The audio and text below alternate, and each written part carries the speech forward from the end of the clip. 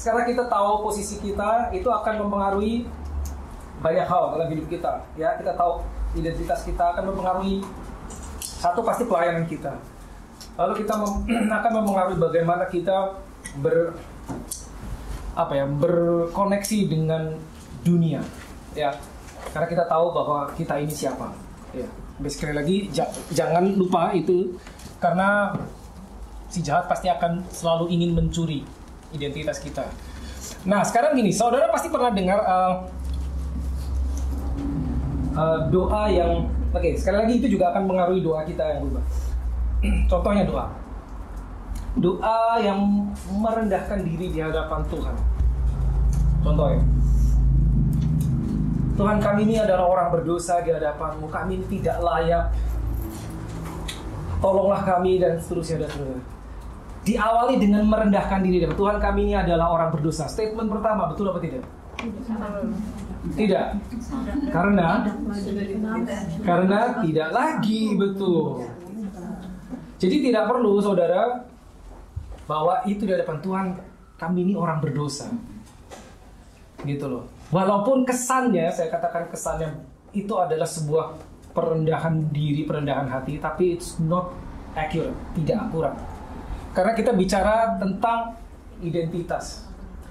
Orang Israel pada zaman itu, mereka menghampiri Tuhan dengan takut dan gentar. Bahkan imam besar itu masuk ke dalam ruang Maha Kudus itu, saya yakin gemetar, karena bisa nggak keluar lagi. Ada yang tidak kudus di dalam diri dia, habis dia mati di dalam, bisa nggak keluar lagi. Begitu pula bangsa Israel yang menunggu di luar, mereka juga cemas. Kalau imamnya mati di dalam, ya repot, gitu loh.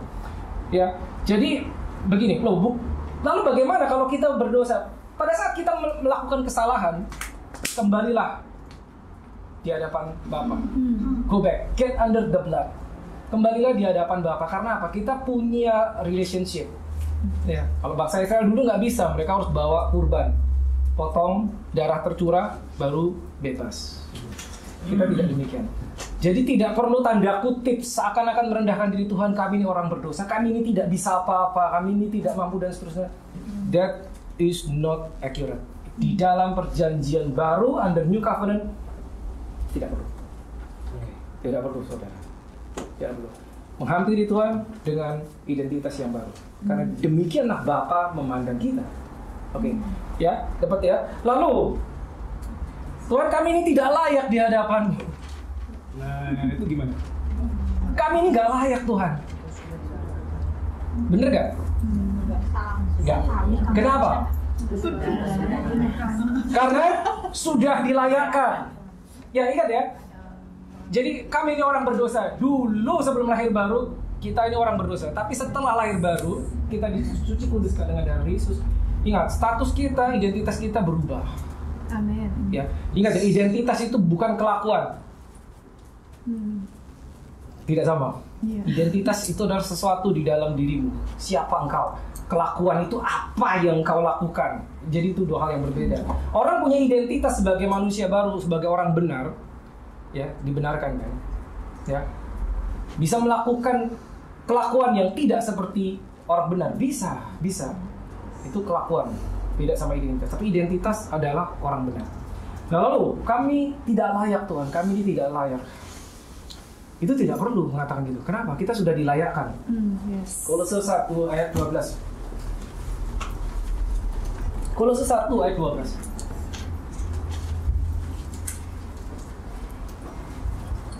Ya, bahasa Indonesia. Kolose 1 ayat 12. Dan mengucap syukur dengan sukacita kepada Bapa yang melayakkan kamu untuk mendapat bagian dalam apa yang ditentukan untuk orang-orang kudus di dalam kerajaan terang. Yang melayakkan. Melayakkan. Berarti sudah dilayakkan ya? Sudah. Kalau sudah dilayakkan, sudahlah terima itu. Ya, kita dilayakkan. Jadi tidak perlu kita seakan-akan merendahkan hati kita, merendahkan diri dengan Tuhan, kami ini nggak layak, kami ini nggak bisa apa-apa. No. Itu tidak akan membuat Tuhan berbelas kasihan tambah atau gimana. Tidak, no. Itu tidak akurat, saudara. Ingat ya, pindahlah dari mentalitas mindset Old Covenant ke New Covenant, konsep manusia baru. manusia baru. Konsep. Dan ini penting sekali, kenapa? Karena musuh akan membawa kita balik lagi. Jadi kalau kita masih berpikir seperti itu, ya musuhnya nggak usah dibawa balik, dia balik sendiri kok. Ngerti ya maksudnya? So please be accurate, lebih akurat lagi. Ya, jadi jangan lagi berkata saya tidak layak. Sudah dilayakkan. Amin. Ingat itu, sudah dilayakkan. Itu penting banget. Itu penting sekali. Ya. Lalu 2 Petrus 1 ayat 3. 2 Petrus 1 ayat 3. Ya. Bagaimana mindset manusia baru? 2 Petrus 1 ayat 3. Karena kuasa ilahinya telah menganugerahkan kepada kita segala sesuatu yang berguna untuk hidup yang saleh oleh pengenalan kita akan Dia, yang telah memanggil kita oleh kuasanya yang mulia dan ajaib. Ya. Statement yang awal, bagian pertama sekali lagi. Karena kuasa ilahinya telah menganugerahkan kepada kita segala sesuatu yang berguna untuk hidup yang saleh oleh pengenalan kita akan. Yes.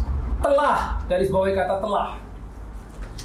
Telah menganugerahkan kita apa? Berapa banyak? Segala sesuatu. Ingat, itu mentalitas, itu mindset. Telah menganugerahkan kita segala sesuatu. Now, saudara ingat pada saat Yesus dicobai di padang gurun, iblis berkata demikian.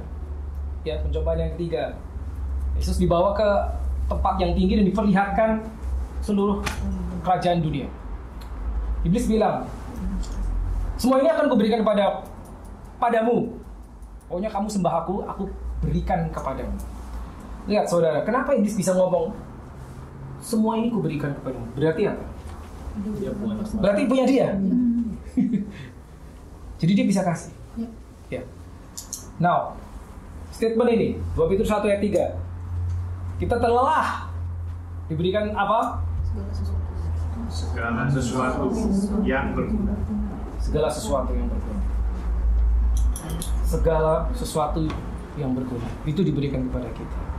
Tapi titik ini seringkali kita sulit percaya karena Tuhan mana? Katanya aku sudah diberikan. Tapi mana kenyataannya? Kayak gitu kan. Ya. Sekali lagi bahwa kita berdiri di posisi yang benar. Ya, kita berdiri di posisi yang benar dengan identitas yang benar, meskipun seringkali yang kita lihat dengan mata itu mungkin bertentangan dengan apa yang Tuhan bilang. Tapi kita harus setuju dengan apa yang Tuhan lihat terhadap kita. Jadi jangan kita membuat gambar diri kita sendiri seperti kenyataan. No, bukan. Seperti firman Tuhan. Efesus 1 ayat 3. Tuh, Efesus 1 ayat 3.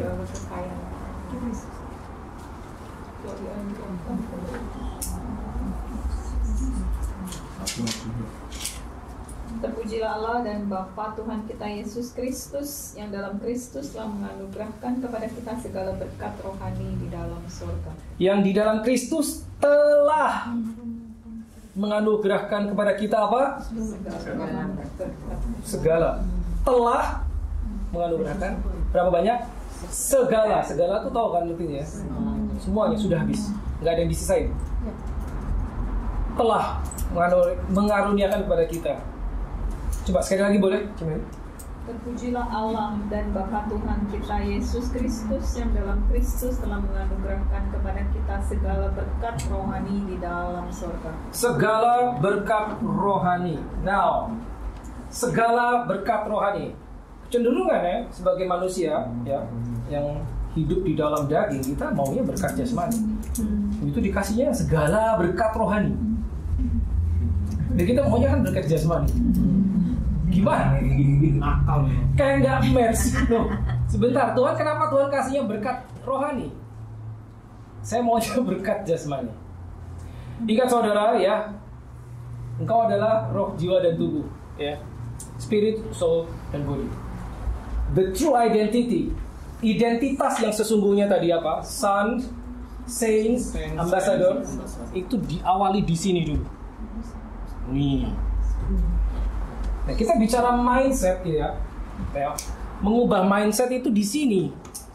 Mindset itu jiwa, pikiran, perasaan, kehendak itu kan jiwa. Tapi identitas kita diberikan di sini. Jadi apa yang harus kita lakukan? Apa yang kita terima di sini? Ingat ya, Holy Spirit kan diberikan kepada kita dari dalam kan. Tadi saya bilang awareness selalu dari dalam kan. Gimana supaya ini nyampe ke sini? Ini harus setuju. Mindset kita harus setuju. Baru nanti termanifestasi secara nyata.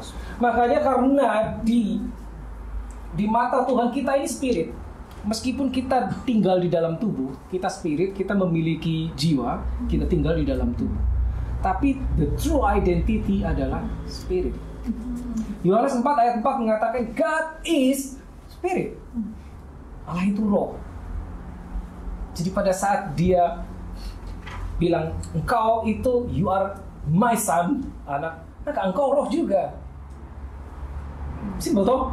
God is spirit.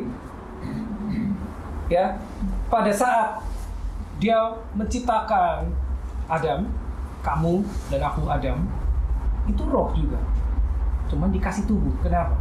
Karena roh ini, si Adam itu roh harus beroperasi di alam jasmani. Maka dia dikasih tubuh jasmani. Tapi sesungguhnya engkau adalah roh. Makanya di session 1 saya bilang tadi bahwa segala sesuatu yang berkaitan dengan hidupmu itu pasti spiritual. Kenapa? Karena engkau spirit. Gitu. Percaya atau tidak itu terserah kita. Tapi everything is spirit yang berkenaan dengan kehidupanmu. Makanya bahkan berkatnya dikasih berkat rohani tadi dibilang itu Yesus 1 ayat 3, berkat rohani kan, bukan berkat jasmani. Ya memang di sini adanya. Karena kita spirit, maka dikasih berkatnya berkat rohani. Karena yang ngasih God is spirit. Yohanes 4 ayat 4, maka dikasihnya juga ini. Gitu. Itu. Ya. Nah perhatikan baik tadi seperti kita udah di awal, kita tidak perlu mendeklar bahwa kita ini orang berdosa karena sudah tidak lagi status berubah. Tidak perlu kita bilang bahkan kita ini tidak layak. Ya. Dan memang salah satu hal yang sering terjadi ya di kalangan orang Kristen adalah saat kita berdoa, kita itu gini. Ini sebenarnya kesalahan umum. Kita minta di hadapan Tuhan sesuatu yang Dia sudah berikan. Ya, Dia nggak bisa kasih. Kenapa? Karena udah dikasih. Satu. Yang kedua, kita minta kepada Tuhan melakukan sesuatu yang Dia suruh kita lakukan. Itu juga Dia nggak bisa buat. Karena harusnya kita yang bikin.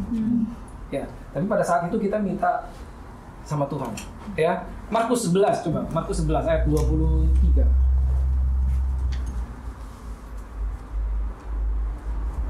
Saudara pasti pernah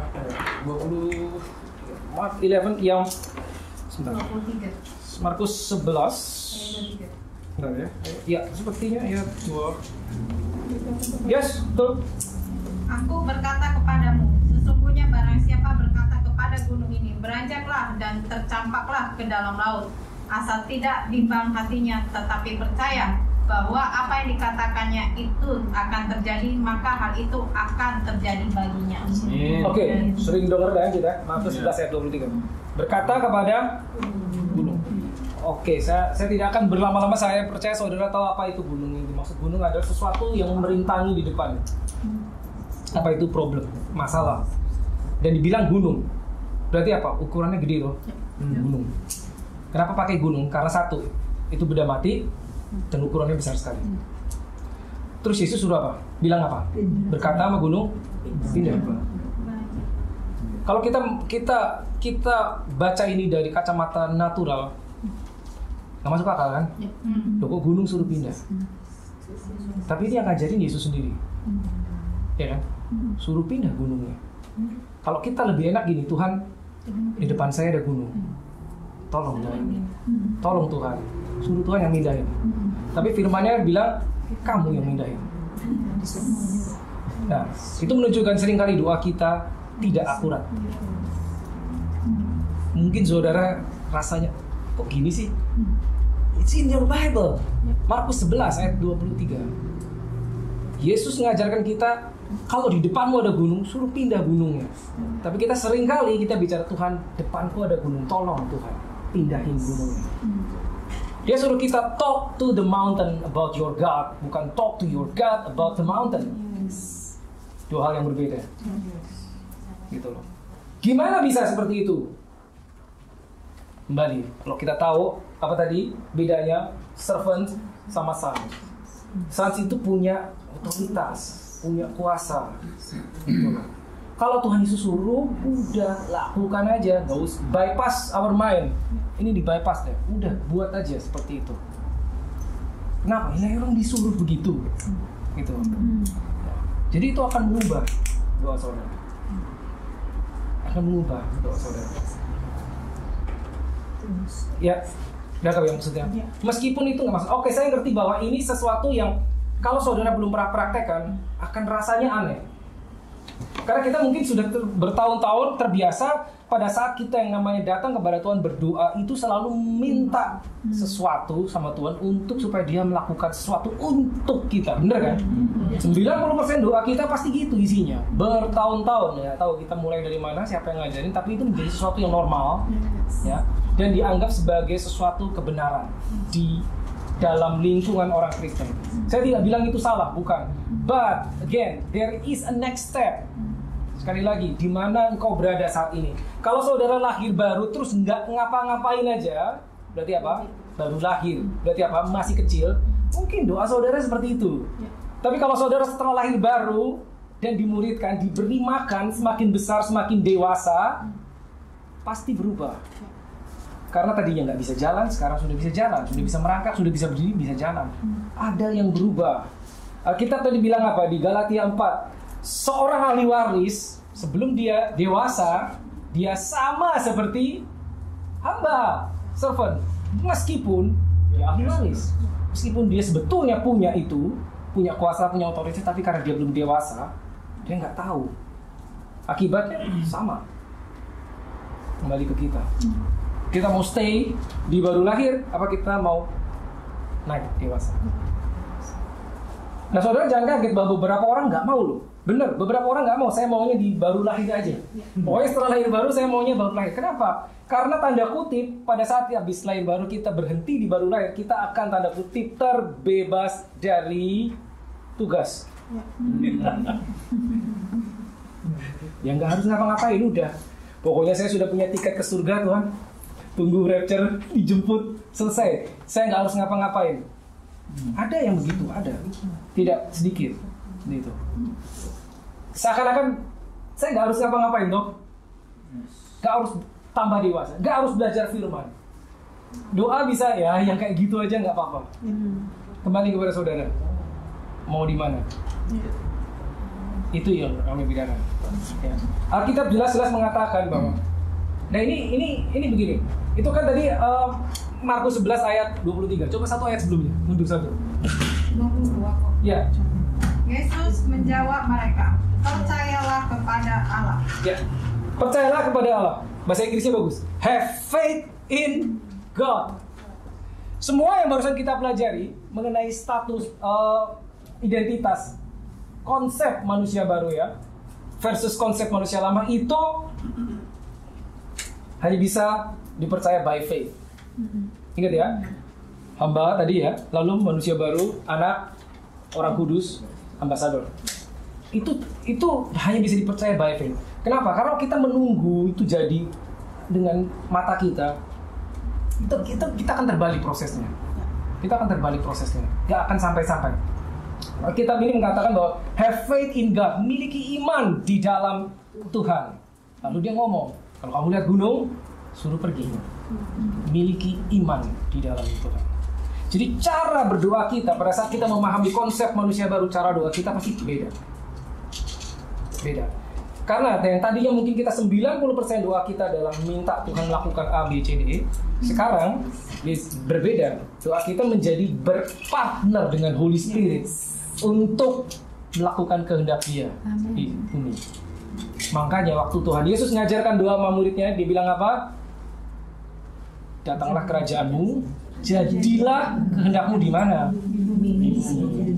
Supaya hasilnya di bumi persis kayak surga. Kehendak Tuhan harus didoakan, karena itu tidak otomatis jadi. Makanya doakan supaya kehendak Tuhan jadi di bumi, karena itu tidak otomatis jadi.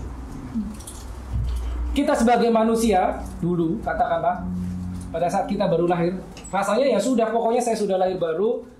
Lalu kita punya statement, pokoknya nanti kalau Tuhan berkehendak pasti kan jadi. Ya, statement itu pasti saudara pernah dengar. Pokoknya kalau Tuhan berkehendak pasti jadi, udah deh. Gak usah pusing-pusing. Kalau Tuhan berkehendak itu pasti jadi. Itu kalimat nggak salah sebetulnya, nggak salah. Tapi seringkali kalimat itu membuat kita pasif dan tidak melakukan apa-apa. Pokoknya Tuhan kehendak pasti jadi kok. Ya, Tuhan yang mau pasti jadi. Tidak salah karena dia maha segalanya. Kehendak Tuhan pasti jadi. Statement itu seringkali membebaskan kita dari tanggung jawab untuk ikut ambil bagian di dalam ministry of reconciliation. Ya udah nggak usah ngapa-ngapain, nggak usah pelayanan, nggak usah bantuin ini itu, nggak usah mengerti kehendak Tuhan. Pokoknya kehendak Tuhan pasti jadi. Tidak seperti itu, saudara. Kembali, di mana posisimu? Kalau kau lahir baru dan diam aja, mungkin masih seperti itu. Ya. Tahu dari mana kehendak Tuhan tidak selalu jadi? Waktu Tuhan menciptakan Adam, kehendak Tuhan apa? Ya toh. Tapi apa yang terjadi? Beda toh. Nah itu sudah membuktikan bahwa kehendak Tuhan tidak selalu jadi. Simple as that. Tidak selalu jadi kehendak Tuhan. Tidak selalu jadi. Loh gimana? Tuhan Maha Kuasa. Kok bisa kehendak Tuhan tidak selalu jadi? Tuhan suruh Adam, pohon yang itu jangan kamu makan. Kehendak Tuhan yang itu. Tapi kita tahu di Alkitab yang terjadi apa? Dimakan. Berarti kehendak Tuhan tidak selalu jadi. Tuhan bisa cegah? Sebetulnya bisa. Tapi kenapa dia tidak mencegah? Yes. Karena manusia tetap diberi kehendak bebas. Dan itu sangat dihargai sama Tuhan. Salah satu hal yang paling berharga yang Tuhan pernah berikan kepada manusia itu adalah kehendak bebas. Dan kehendak bebas itu juga salah satu ingredients atau bahan atau komponen di dalam hidup manusia yang membuat manusia mirip sama Tuhan. Kalau saudara pernah dengar kata sovereignty of God, kedaulatan Tuhan. Sovereignty of God itu artinya sebetulnya God is independent, tidak terpengaruh oleh apapun juga. Kehendak bebas manusia itu kayak gitu. Manusia itu bisa ngapain aja. Makanya itu diberikan karena itu adalah ingredients, itu komponen yang ada di dalam keilahian Bapa diberikan kepada manusia. Tapi sayangnya dengan kehendak bebas manusia punya pilihan untuk taat atau tidak taat sama Tuhan. That is the problem. Sampai kita lahir baru pun kita masih punya kehendak bebas kan? Buktinya apa? Kita bisa masih melakukan yang kita tahu itu nggak boleh, tapi kita masih bisa lakukan. Ya. Akan dicegah sama Tuhan, nggak di stop. Tetap aja sama gitu loh, karena dia menghargai komponen itu, kehendak bebas. Ya. Tadi kita bicara ambasador. Salah satu goal yang tertinggi ya. Jadi saya udah jelaskan ya. Sebagai ambasador kita nggak bisa maunya kita sendiri, nggak bisa. Segala yang kita lakukan, segala yang kita katakan harus sesuai dengan konstitusi, undang-undang negara asal kita. Nah, itu ya. Nah, salah satu yang paling tinggi sebetulnya, paling tinggi pada saat kita berjalan sama Tuhan, Tuhan akan bawa kita naik satu step demi satu step. Salah satu step yang paling tinggi adalah Galatia 2:20 yang kita baca di awal tadi. Coba sekali lagi boleh baca.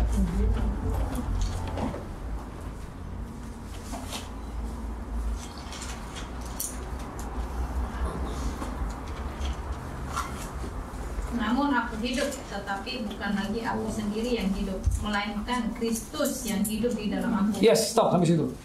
Itu sebetulnya yang paling tinggi. Saat kita bisa sampai ke tahap itu seperti Rasul Paulus, aku hidup tapi bukan lagi aku. Saudara tahu, akunya kemana? Mati. Akunya mati. Itu yang paling tinggi. Maksudnya gini, ini nggak enak ya. Aku mati itu gini, begitu kita lahir baru, sesungguhnya, kalau mau ikut itu ya, sesungguhnya yang namanya free will. Free will itu apa? Kehendak bebas ya. Pada saat kita lahir baru, ini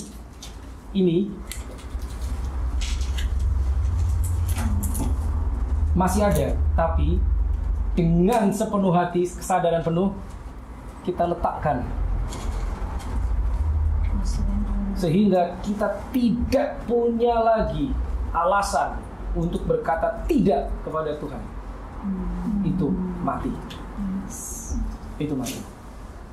Tuhan ngomong apapun juga, Tuhan suruh apapun juga, dengan sadar kita tidak punya lagi alasan untuk berkata tidak.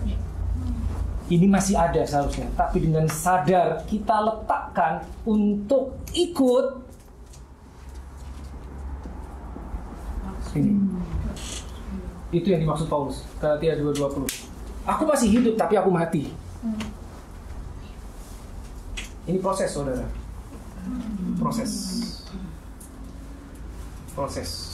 Kita mungkin akan menuju ke situ semua orang. This is not easy. Itu yang dibilang Yesus. Kalau kamu mau ikut aku, udah itu. Sangkal diri, ikut salib, ikut aku. Itu kan kayak syarat kan? Kamu mau selamat? Gak ada syarat ya, percaya aja udah. Tapi kamu mau jadi muridku, ada.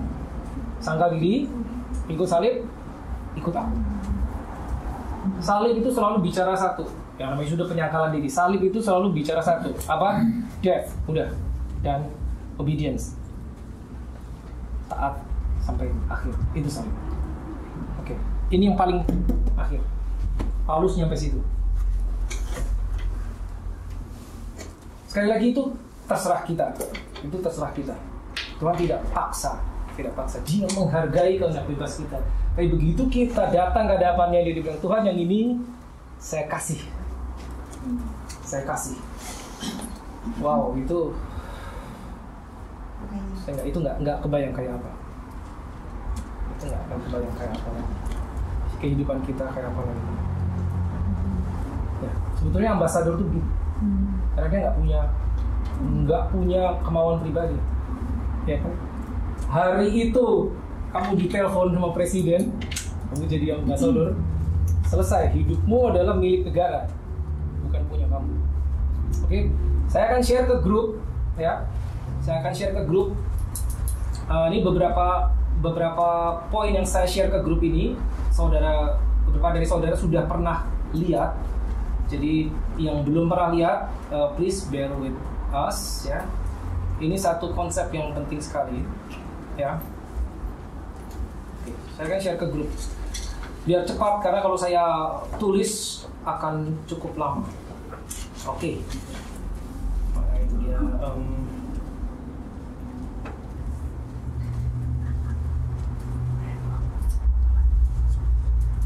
Ya, ini dia. PDF ya, bisa buka ya semua ya, buat PDF. Bisa. Ya, kalau yang di Pro M mungkin pernah lihat. Yang pernah ikut Bible Study saya mungkin pernah lihat juga, tapi mungkin sudah 2-3 tahun lalu. Entah masih ingat sih atau enggak. Ya, boleh saudara buka yang PDF-nya.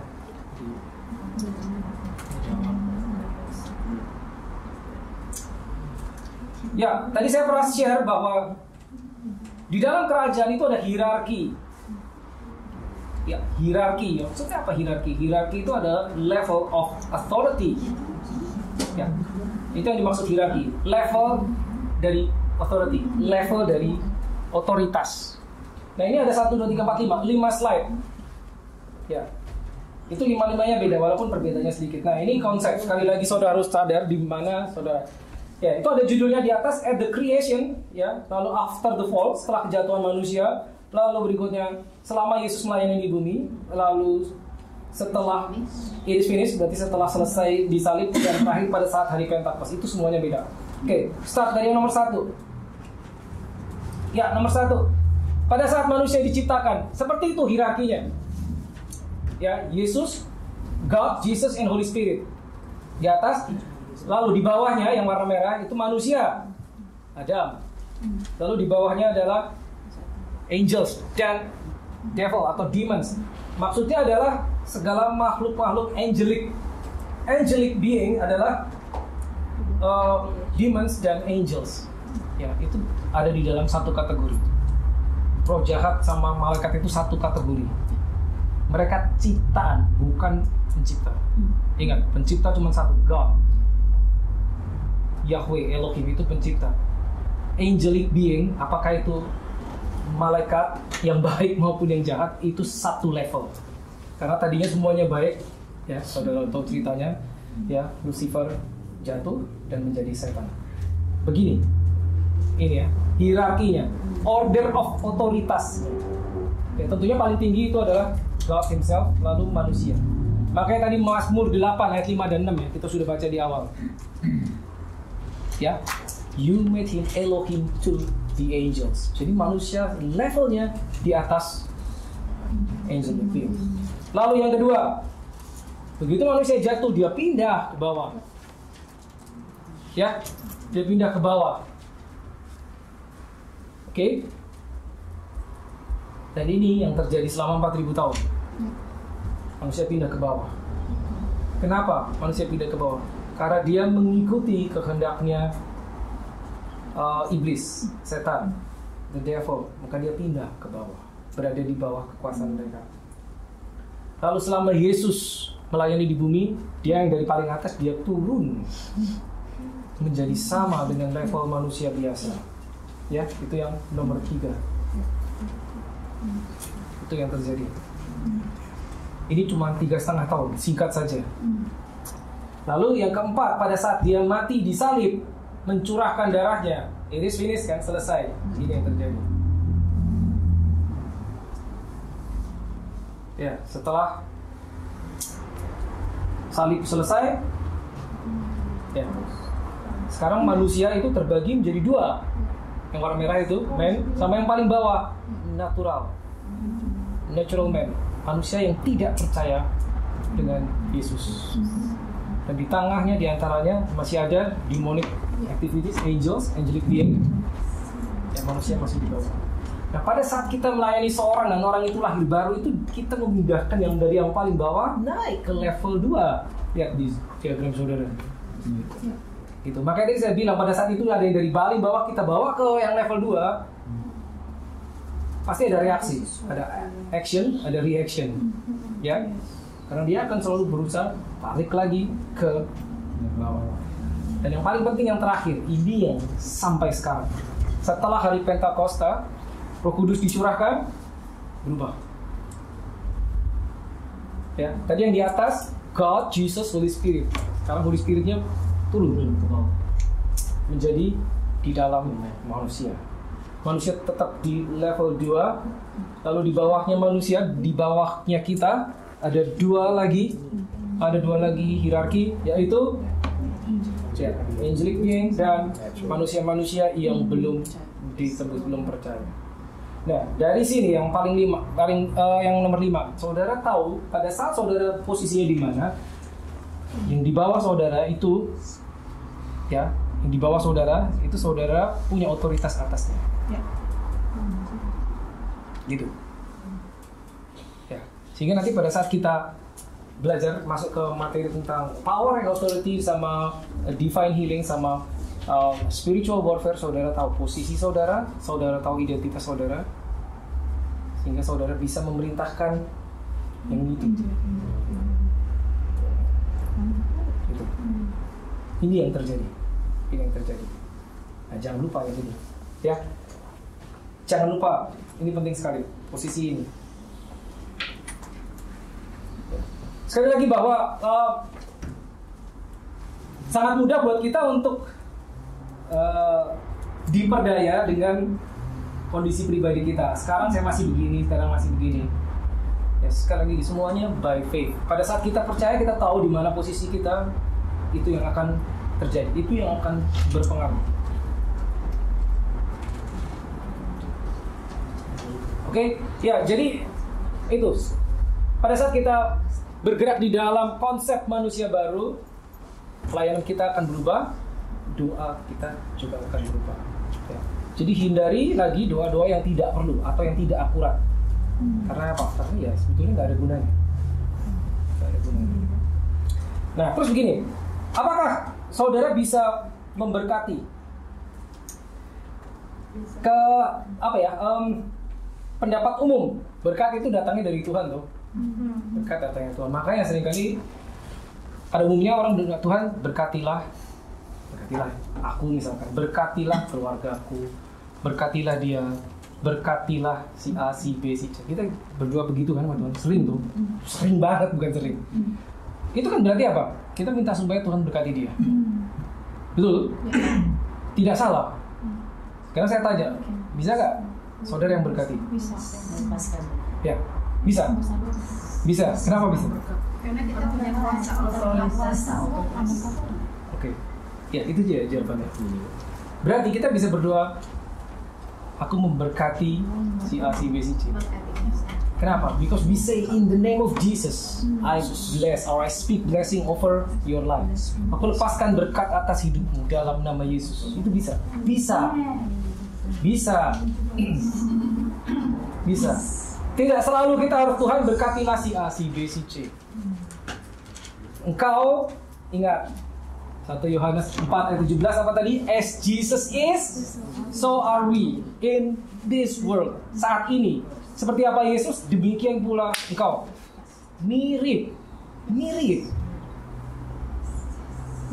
Berarti apa? Kita bisa berkati seperti itu. Aku lepaskan berkat atasmu, atas hidupmu. Cuman masalahnya, kalau kita tidak yakin, atau mungkin saudara belum pernah melakukannya, itu mungkin ada aneh pada saat saudara berdoa, saudara melepaskan berkat atas orang. Karena ketika kebiasaan doa minta sama Tuhan, Tuhan berkatilah A, berkatilah B, berkatilah C, dan seterusnya. Saudara bisa? Yes, bisa. Gitu. Engkau yang punya anak, orang tua, lepaskan berkat buat anak. Aku berkati engkau dalam nama Yesus. Aku lepaskan berkat atas anak-anak. Ucapkan berkat. Itu hanya mungkin terjadi jika saudara berdiri di posisi sebagai manusia baru. Manusia baru. Ingat, mirip sama Yesus. Seperti itu, bisa. Ya, jadi doa juga akan berubah tentunya. Ya, saya tahu, saya tidak bilang bahwa oke, doa Tuhan berkatilah A, B, C dan seterusnya itu sesuatu yang salah. No, itu tidak salah, gitu loh. Tidak salah, betul, tidak salah. Tapi kamu juga bisa. Engkau juga bisa, saudara juga bisa melakukannya. Sama seperti kayak saudara melayani kesembuhan, ministering healing, orang sakit. Ya, pada umumnya ministering healing itu biasanya istilahnya gini, kita mendoakan si A, si B, si C, orang yang sakit, kita mendoakan dia. Atau ada orang datang kepada saudara, tolong dong doakan saya sakit ini, atau doakan orang tua saya sakit ini. Gimana doamu? Orang itu datang kepadamu sakit, gimana doanya? Kamu lepaskan kesembuhan dari kehendak Tuhan dan nomor dari firman Tuhan, Mbak. 1 Petrus 2:24. Angkatlah timamu. Gua demen tuh. Asik itu. Angkatlah timamu. Tentang dia habis ngangkat kursi tadi. Tahu. Mama angkat selimut. Ya, saudara tahu akan ada beragam. Ya kan? Ada beragam, mungkin mulai dari Tuhan sembuhkanlah dia. Ya kan? Tuhan berkatilah kesehatannya. Oke. Tuhan biarlah kehendak-Mu jadi atas hidupnya. Tapi juga ada yang aku lepaskan kuasa kesembuhan atas engkau. Ada yang sakit apa? Sakit kepala. Oke, dalam nama Yesus aku berkata kepada sakit penyakitmu pergi dari tubuhmu. Markus 11 ayat 23. Ada gunung, suruh minggir gunungnya. Ada penyakit, suruh minggir penyakit.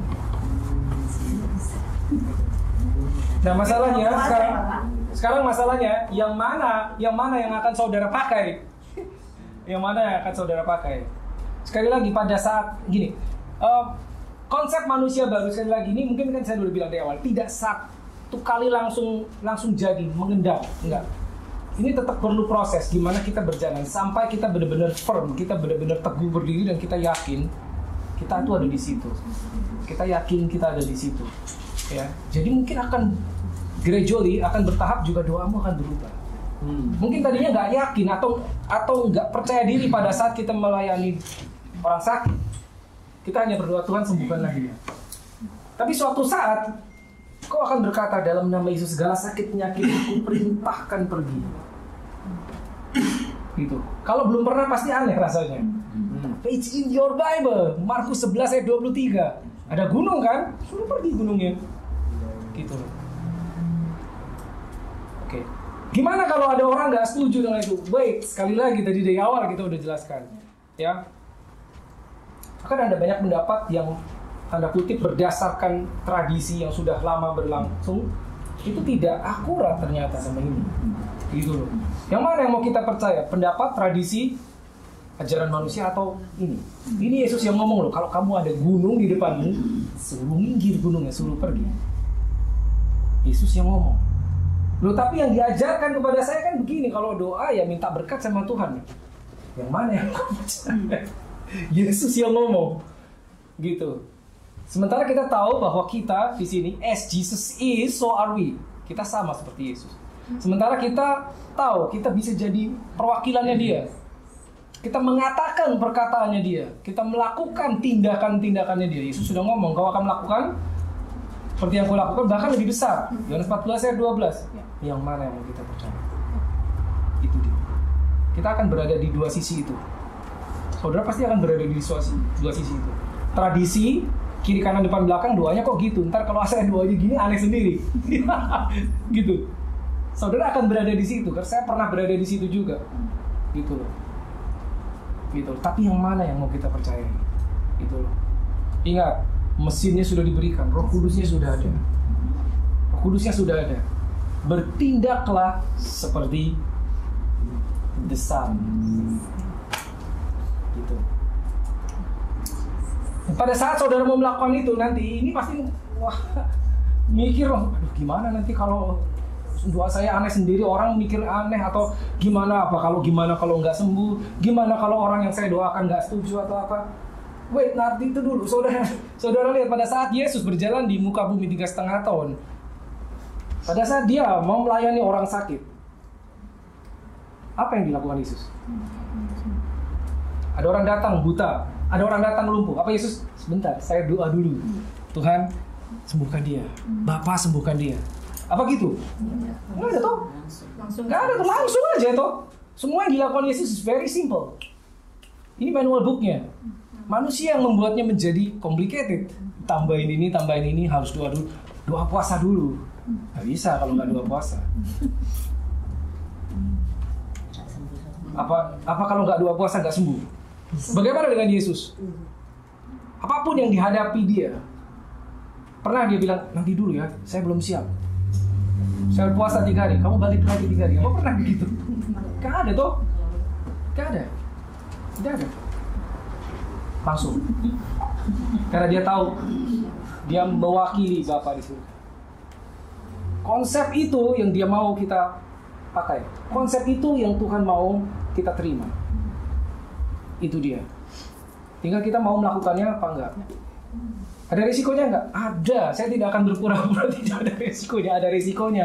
Mungkin saudara akan ditertawakan. Mungkin saudara akan dianggap aneh. Kok doamu aneh? Atau mungkin lebih parah, saudara akan dianggap sesat, bisa jadi, atau dijauhi, atau hari Minggu nggak lagi diajak ke pilot.